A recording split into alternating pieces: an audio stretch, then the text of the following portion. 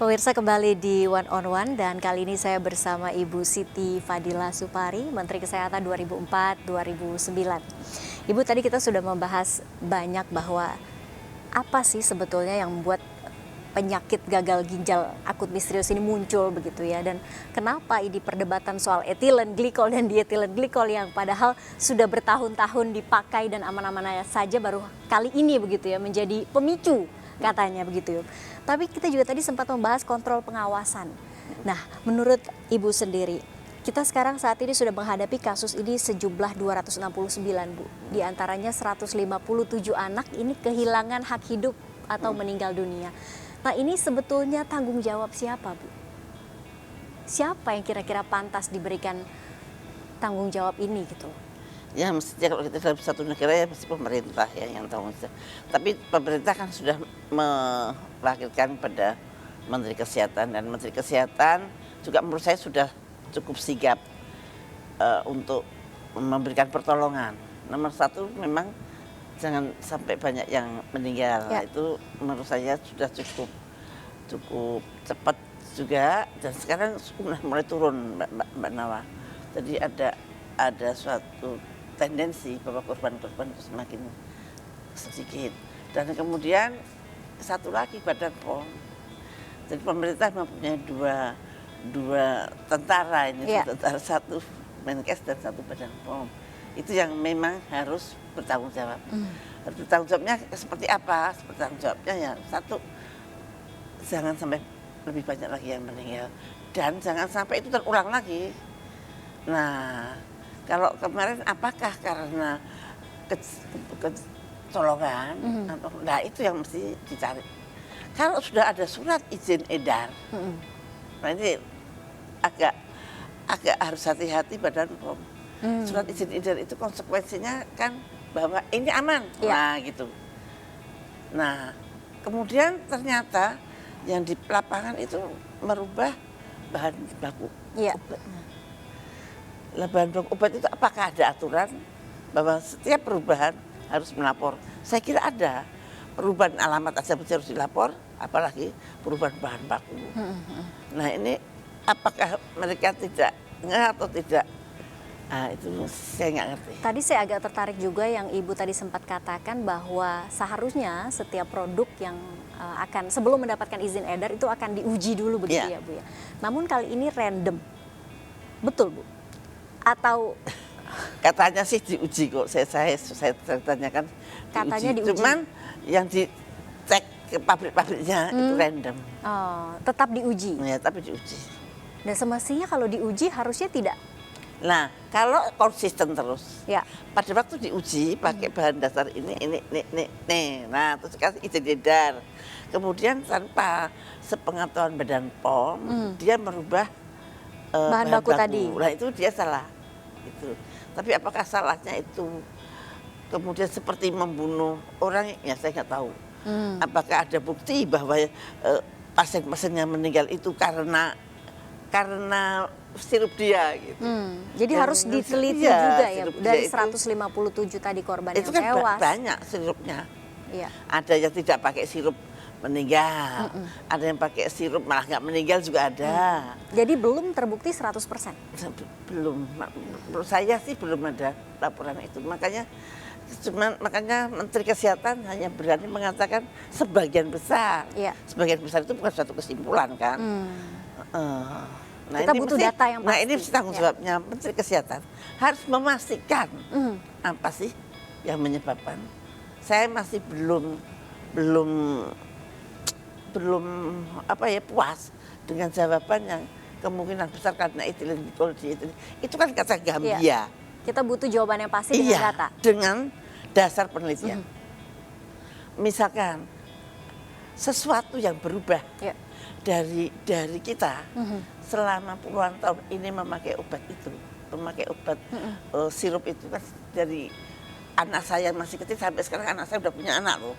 Nah itu analgesik anti panas itu biasa banget diberikan pada bayi-bayi. Itu dulu nggak apa-apa. Nah sekarang tiba-tiba terjadi kenaikan. Lah apa sih yang berubah dari populasi kita? Apa sih yang berubah? Menurut saya COVID itu suatu faktor yang sangat penting banget. Penting banget di dalam apa yang terjadi di Jadi pasca COVID justru bisa mempengaruhi organ-organ dalam tubuh kita gitu ya Bu ya? Ya sesuatu dari sekian tahun yang nggak apa-apa. Di sini ada COVID, Iya. tiba-tiba ada gagal ginjal. Nah kita mesti harus berpikir juga. Iya. Tidak bisa kita menafikan COVID nggak ada. Tidak ada hubungan dengan COVID. Apakah disebabkan itu juga jangan-jangan? Nah, apakah sudah diperiksa? Apakah dropletnya si bayi? Apakah muntahan si bayi? Apakah tinja si bayi? Apakah ada virusnya apa tidak? Apakah sudah di PCR? Nah itu belum ada laporan. Yang berubah dari populasi kita kan COVID. Iya. COVID belum ada 10 tahun yang lalu. Betul. Belum ada 5 tahun yang lalu. Yang berubah dan sangat dekat dengan kita. COVID. Tapi tidak ada pemeriksaan ke arah sana. Gitu. Harusnya ada penelitian itu ya Bu ya? Menurut saya, coba juga diteliti. Ya, Jadi yang namanya bukan cuman- peneliti itu harus berpikir out of Ya. the box ya. Kita Betul. harus berpikir Out of the box, luas, betul, Bu. Out of the box. Jadi berpikirnya harus betul-betul luas. Jangan kata hanya- Gambia Betul. dietilen ya kita dietilen. Kata Gambia kata Jangan WHO. hanya ikut-ikut tapi berdasarkan fakta lapangan begitu ya Bu ya? Nah saat ini juga BPOM sedang menelusuri begitu katanya Bu. Karena si diethylene glycol dan ethylene glycol itu kemana saja beredarnya, kemudian digunakan buat apa? Menurut Ibu seberapa Ethylene glycol penting dan itu? diethylene glycol SOP boleh kok. Tetapi nilai ambangnya ada di Farmakopeia Amerika itu di bawah 0,1%. Jadi boleh-boleh saja. Jadi selama di ambang kemudian batas bawah ada itu juga aman-aman saja? intake pada manusia paling banyak 20 ppm atau berapa itu ada semua angkanya. Jadi bukan berarti ethylene glycol terus tidak boleh gitu, enggak boleh dalam jumlah tertentu. Ada nggak sih Bu potensi obat-obatan lain selain yang seperti sirup-sirup paracetamol yang memang mengandung ethylene glycol dan diethylene glycol lebih besar lagi mungkin? Belum diketahui itu. Belum diketahui ya Bu ya. Nah tadi Ibu juga sempat sudah menyinggung bahwa ini kan sebetulnya seperti ada kecolongan dikit begitu ya Bu ya. Apakah memang kali ini BPOM ini hanya memverifikasi obat, jadi ketika ada temuan masalah aja Bu? Menurut Ibu gimana? Gini. Dulu saya saya kan 2004 sampai 2009. Pada waktu 2009 itu ini cerita agak beda tapi agak sama. Ada perjanjian perdagangan ASEAN. Jadi ada harmonisasi ASEAN. Harmonisasi ASEAN itu begini, apa yang dijual di ASEAN itu ada suatu parameternya yang harus dipenuhi. Namanya ini ya standarisasi ASEAN. Nah, ketika menyinggung kosmetik, itu standarnya tinggi sekali. Sehingga yang bisa masuk hanya kosmetik-kosmetik yang besar-besar. Kayak yang besar-besar ada dari kita apa tuh L'Oreal, punyanya Bu Mulyati Sutibyo, kemudian yang satunya lagi apa tuh, Mustika yang Ratu, pasangan Sari dari Ayu, siapa Ayu, Sari Ayu. Sari Ayu, yang itu yang bisa masuk. Tapi perusahaan-perusahaan kecil-kecil tidak memenuhi syarat itu, tidak boleh jualan di negeri sendiri. Boro-boro dijual, padahal biasanya mereka bisa ekspor ke Malaysia, bisa ekspor ke Singapura. Wah, ternyata waktu itu nggak boleh. Nah, waktu itu saya ini banget, saya protes gitu. Ini aturan kok merugikan kita gitu. Ada 700 perusahaan kosmetik dalam negeri yang harus tutup. Wah, terus saya protes, saya ramai. Ibu fight lah. Ya, akhirnya ada solusinya. Solusinya. Dan aturan itu menjadi begini, kalau kosmetik itu alasannya karena dipakainya kan di luar, itu bisa notifikasi saja. Tapi kalau obat-obatan waktu itu registrasi. Ya. Nah kalau kosmetik itu notifikasi juga. Itu Notifikasi itu pengujiannya tidak lebih, diperiksa. oh tidak diperiksa. Tapi lapor isinya apa, ini apa. Oke. Nah, lah itu Karena namanya, hanya dipakai di luar begitu ya, Bu ya. Oke. ya. Jadi akhirnya salah satunya itu. Jadi saya itu berpikir, aduh, nah kalau ada bahan-bahan kosmetik yang mengandung merkuri bagaimana? Ya nanti kalau ada peristiwa baru diperiksa. Nah, ini apakah jangan-jangan hanya notifikasi saja, Bu? Saya nggak tahu. Mungkin ya mudah-mudahan tidak. Mudah-mudahan masih registrasi. Nanti akan saya tanya pada Karena BPN. seharusnya ini kan kalau memang balik lagi ke EG dan DG begitu ya, ethylene glycol dan ethylene glycol, ini kan obat. Obat kok malah bikin, Ya ada obat itu ada zat obatnya, ada Ya. zat yang berkhasiat, ada juga zat tambahan ya. untuk supaya zat yang berkhasiat ini bisa sampai ke tujuan. Nah ini kalau di ethylene glycol itu zat tambahan, zat penunjang. Kalau menurut Ibu sendiri, apakah saat ini di Indonesia sudah perlu adanya laboratorium aktif begitu yang meneliti Harus. setiap bahan-bahan atau bahan baku? Menurut saya yang harus diperkuat di Badan POM itu.